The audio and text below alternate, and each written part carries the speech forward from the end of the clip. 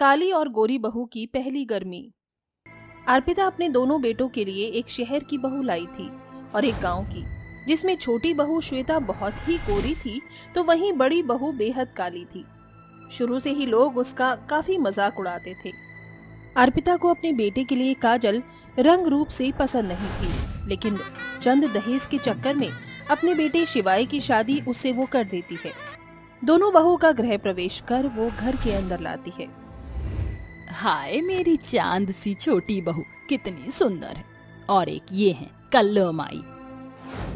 माँ, छोटी भाभी कितनी सुंदर है। हाँ, बड़ी भाभी भी सुंदर ही लाती ना, बिल्कुल श्वेता भाभी जैसी। क्यों काली कलूटी ले आए?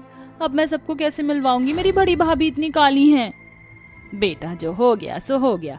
पता नहीं उस वक्त मेरे मन में क्या आया और मैंने अपने बेटे शिवाय का ब्याह इससे रचा दिया।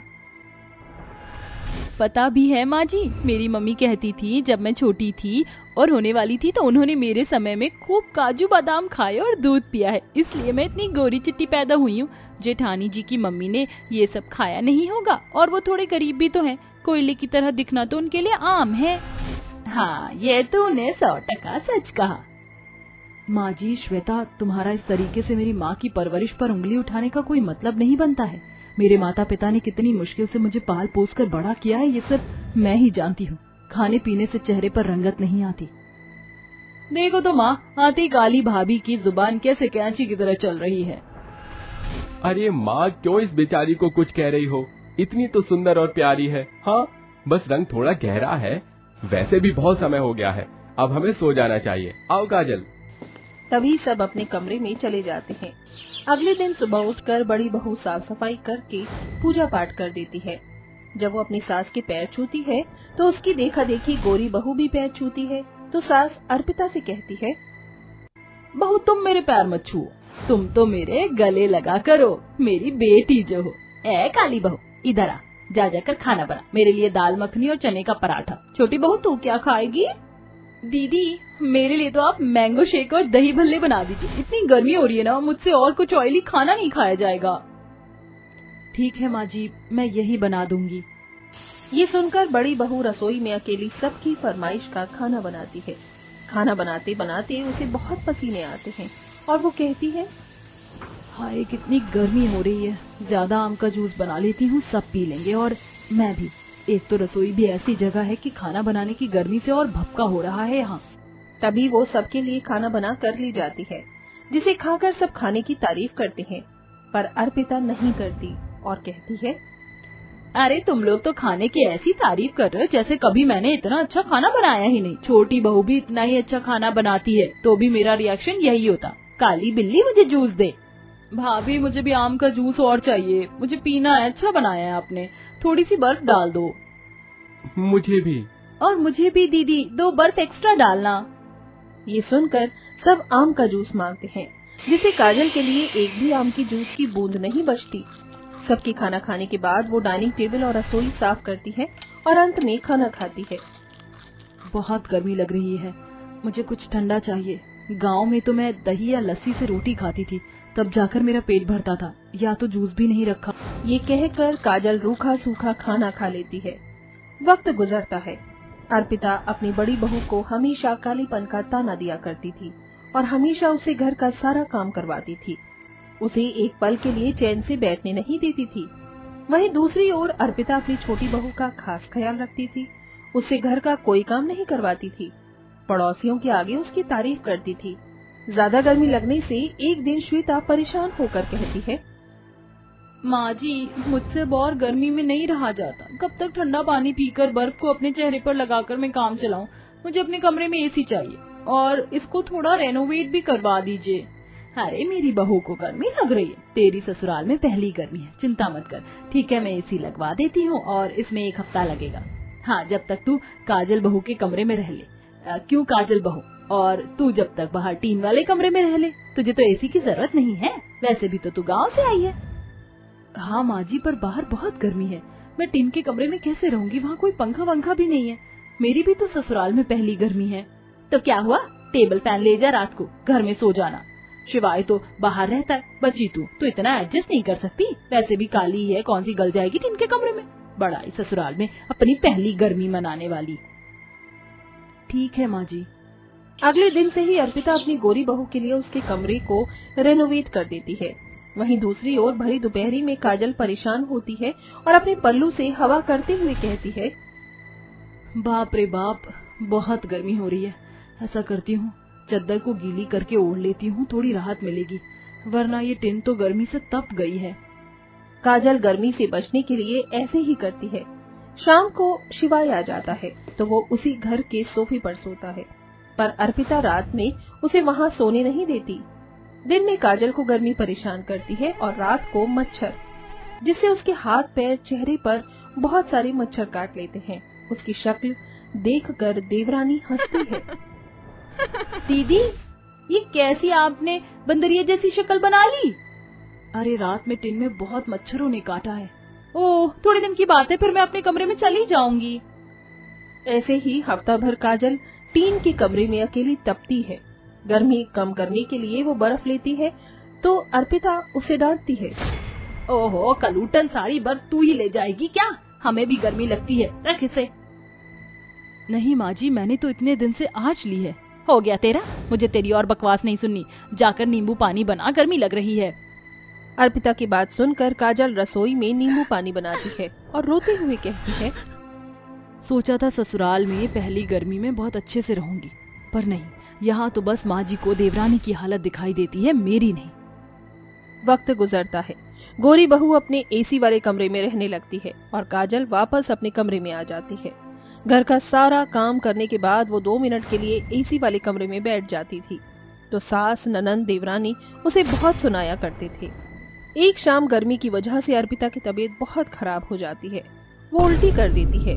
ऐसे में वो अपनी चहेती बहू श्वेता को बुलाती है, मगर वो कहती है, ना ना ना ना ना ना माँ जी, मुझे मत बुलाइए। ना तो मुझसे ये उल्टी देखी जा रही है, ना बर्दाश्त हो रहा है। मैं आपकी कोई मदद नहीं करूंगी, आप बड़ी दीदी को ही बुला लीजिए। मेरे बस की बात नहीं है ये सब करना।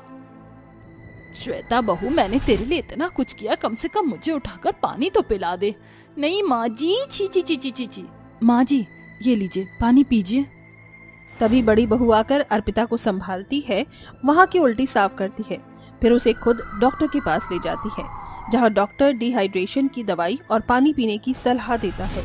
घर आकर अर्पिता श्वेता से कहती है, छोटी बहू, मैंने तेरे लिए कितना कुछ किया, तेरे कमरे में एसी लगवाई, तुझे घर का एक काम नहीं करने दिया और तूने मेरी परवाह नहीं की। जबकि काजल बहू, मुझे माफ कर दे, मैंने तेरे साथ बहुत बुरा किया, यहाँ तक कि तू टिन के कमरे में रही, तेरे साथ इतना बुरा बर्ताव किया। माँ जी, मुझे माफ कर दीजिए, अब से मैं भी घर के सारे काम करूंगी। माँ जी, आप ख्याल रखिए और मुझे आपकी किसी भी बात का बुरा नहीं लगा तो माफी किस बात की। इस तरह सब खुशी खुशी रहने लगते हैं और श्वेता घर के कामों में काजल का हाथ बटाती है। साथ ही काजल के कमरे में भी एसी लग जाता है। आस्था अपनी 3 अंग्रेजन बहुओं और 2 बेटियों के साथ रहती थी। आस्था के बेटे विलायत से ही शादी करके घर आई थी। सभी कुछ ठीक चल रहा था। मामी जी, ये लीजिए आपकी चाय। जीती रहो, मेरी सारी बहुएं सच में बहुत ही प्यारी हैं। अच्छा सुली बेटा, जरा देख तो सही कि काव्या और कियारा उठी कि नहीं। अगर वो भी जाग गई हो तो जरा उन्हें भी नाश्ता बनाकर दे देना। सुली वहां से अपनी दोनों देवरानियों के पास चली गई। आओ सुली। अरे ये बुढ़िया आखिर हमें समझती क्या है? सुबह से मैंने एक दाना भी अपने मुंह में नहीं रखा है और अब भी इन्होंने ऑर्डर दे दिया कि कियारा और काव्या को भी ब्रेकफास्ट से आओ। अरे वो दोनों तो हैं ही मेहरनिया और हम उनकी नौकरानियाँ। जब से इस घर में आए हैं बस तब से, और हमने किया ही क्या है। हाँ, लेकिन अब मैं यह सब और नहीं सह सकती। तो तुम क्या करोगी? पता नहीं, कुछ समझ भी तो नहीं आता है कि क्या करूं। बस हम इनकी शादी होने का इंतजार ही कर सकते हैं। इसी तरह शाम हो गई। शाम को उन तीनों ही अंग्रेजनों के पति 3 दिन में काम से घर आए। भैया, आप आ गए? बताइए कि आप हमारे लिए क्या लाए हो? अरे चुप कर, हमेशा यही बातें। माँ, आज तो मैं बहुत ही स्पेशल चीज लाया हूँ अपनी दोनों ही बहनों के लिए। जल्दी दिखाओ। और हमारे लिए कुछ नहीं? हमने ऐसा कब कहा, गिफ्ट तो सभी के लिए हैं। तीनों भाइयों ने सभी के हाथों में एक एक गिफ्ट का डिब्बा दे दिया। लेकिन कियारा और काव्या को कुछ भी नहीं दिया। ये क्या भैया, हमें भी तो हमारा गिफ्ट दो। कौन सा गिफ्ट? अच्छा देता हूँ, मुंह मत फुला। विशाल ने अपने बैग से 2 बहुत ही सुंदर सुंदर लहंगे निकाले। वाह, ये तो बहुत ही खूबसूरत है। बेटा, ये इतना महंगा और गिफ्ट ये सब लाने की क्या जरूरत थी? माँ, ये हम तीनों भाई अपनी बहनों की शादी के लिए लाए हैं। शादी? हाँ, शादी। अभी हमारी कंपनी की मीटिंग जिस दूसरी कंपनी के साथ हुई थी, उसे भी 2 भाई साथ मिलकर चलाते हैं। दोनों बहुत ही नेक और ईमानदार लड़के हैं। मेरा फोन अचानक मैंने किसी काम से अजय के हाथ में दिया तो लॉक स्क्रीन पर उन्होंने काव्या और कियारा की तस्वीर दी। बस वो दोनों तो तभी से ही इनके दीवाने हो गए और हमें भी वो लड़के पसंद हैं। लाइए, मैं आपको उनका फोटो दिखाता हूँ। वरुण ने अपने फोन में अजय और विजय की तस्वीर दिखाई। घर में भी सभी को वो दोनों पसंद आ गई। फिर क्या था, जल्दी जल्दी से शादी की तैयारियां की गई और कुछ ही दिनों में शादी भी हो गई। विदाई के बाद तीनों अंग्रेजन बहुत ही खुश थीं। इसी तरह दिन बीतते जा रहे थे। कियारा और काव्या भी अपनी ससुराल में बड़े ही सुकून की जिंदगी गुजार रही थी। अरे कियारा, मैं ऑफिस जा रहा हूँ। अच्छा ठीक है, शाम को जल्दी घर आने की कोशिश करना। अजय और विजय दोनों ही अपने ऑफिस चले गए। कियारा और काव्या भी दोनों ही अपने अपने कामों में लग गईं। हाँ, देवरानी काव्या जी, आपकी जेठानी का आपके हाथ से बने पराठे खाने का मन कर रहा है, तो जाइए जाकर बनाइए मैडम। जो हुकुम मेरी जेठानी साहिबा। काव्या, वैसे हमने कभी भी सोचा नहीं था कि हमारी एक ही घर में और इतने अच्छे परिवार में शादी होगी। बिल्कुल सही कहा आपने दीदी। तभी वहां उन दोनों की सास सुषमा आ गई। अरे क्या बातें चल रही हैं दोनों देवरानी जेठानी में? कुछ नहीं मम्मी जी, ऐसे ही। भगवान तुम्हारे चेहरों पर ये हंसी खुशी हमेशा सलामत रखे। दोनों बहनें बड़ी ही खुशी की जिंदगी गुजार रही थीं कि एक दिन अजय और विजय की कंपनी में आग लग गई। उन्होंने अपनी कंपनी के एम्प्लॉइज को तो बचा लिया, लेकिन उस हादसे में 5 लोग मारे गए, जिनमें 2 अजय और विजय भी थे। काव्या और कियारा की जिंदगी के सारे रंग उस हादसे में जलकर खत्म हो चुके थे। तुम दोनों ने इस घर में आते ही अपने पतियों को निकल लिया। अब मैं नहीं चाहती कि इस घर के साथ और भी कुछ बुरा हो, इसलिए चली जाओ यहाँ से।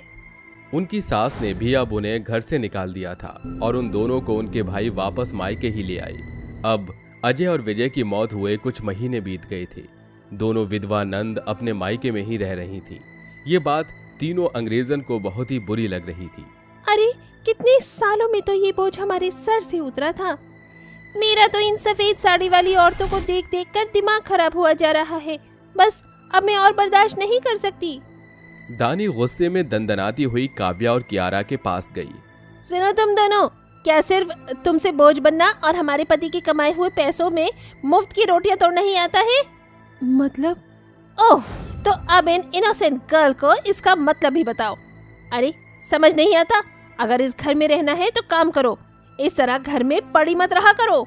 बहू, ये तू किस तरह से बात कर रही है? दानी जो कह रही है ठीक कह रही है। हम जानते हैं, हम दोनों अब बस आप सभी पर एक बोझ ही हैं। हम सब कुछ करने को तैयार हैं। गुड, तो जाओ काव्या, जल्दी से जाकर बर्तन साफ करो। और हाँ कियारा, तुम जाकर सभी के लिए खाना बना दो, ओके? तीनों अंग्रेजन अपनी नंदों को काम पर लगाकर खुद मौज मस्ती करने लगी। रोज दिन ऐसे ही बीतते जा रहे थे। घर के सारे काम काव्या और कियारा ही करती थी, लेकिन एक दिन वरुण, करण और विशाल को अचानक ऑफिस के किसी जरूरी काम से घर आना पड़ा। तो वहीं घर पर, अरे ये क्या, कितनी बकवास सफाई की है तुमने। सच में तुम दोनों बहनों तो बिल्कुल हाफ माइंड हो। तुम्हें तो कुछ भी करना नहीं आता। भाभी, ठीक तो किया है। ये सिर्फ तुम्हें ही सही लग सकता है। अब जाओ दोबारा से और इसे साफ करो। जी।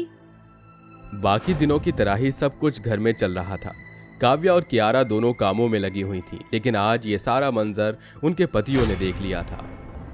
ये यहाँ पर क्या देख रहा हूँ? तुम तीनों हमारी बहनों के साथ ये क्या कर रही हो? हम जो भी कर रहे हैं सही कर रहे हैं। अब आपकी बहनें इस घर में हैं, तो उन्हें काम तो करना ही होगा ना। ये क्या बदतमीजी है सूली? इसमें कोई बदतमीजी नहीं। हम दोनों भी सुली के साथ हैं और वैसे भी अब ये दोनों हम पर बोझ होने के सिवा और कुछ भी नहीं है। ऐसा सिर्फ तुम लोग सोचती हो, हम नहीं। अरे जरा सोच कर देखो कि जो हमारी बहनों के साथ हुआ है वो कल को तुम्हारे साथ हो जाए तो? हम लोग न रहे इस दुनिया में और तुम विधवा हो जाओ तो? और फिर वही लोग जो इस बुरे वक्त में तुम्हारा सहारा हो वही तुम्हारे दुश्मन बन जाए तो तुम्हें कैसा लगेगा? हाँ, कभी सोचा है? तीनों अंग्रेजों के पास अब बोलने को शब्द नहीं थे। और अगर तुम अब भी महसूस नहीं कर पा रही हो तो फिर हमारे पास महसूस कराने का दूसरा तरीका भी है। क्या? डिवोर्स। अगर तुम हमारी बहनों और माँ को खुश नहीं रख सकती तो तुम्हें भी खुशी से जीने का कोई हक नहीं है और फिर तुम भी उसी सब का सामना करना जिस सब से हमारी बहनें गुजर रही हैं। अब अंग्रेजों को अपनी गलती का एहसास हो गया था। हमें माफ कर दीजिए, हमने आप सभी का बहुत दिल दुखाया है, लेकिन अब हमें सब कुछ समझ आ गया है। इंसान को दूसरे को दुख देने से पहले वही चीज खुद पर भी सोच लेनी चाहिए। हम तीनों बहुत गलत थे, लेकिन गलतियां भी इंसानों से ही होती हैं। प्लीज हमें माफ कर दीजिए। तीनों अंग्रेजन अब सब कुछ समझ चुकी थी, जिसे देख सभी घरवाले भी बहुत ज्यादा खुश थे। तीनों अंग्रेजों ने अपनी नंदों के लिए अच्छे अच्छे लड़के ढूंढे और फिर उनकी शादी कर दी और फिर सभी खुशी खुशी रहने लगे।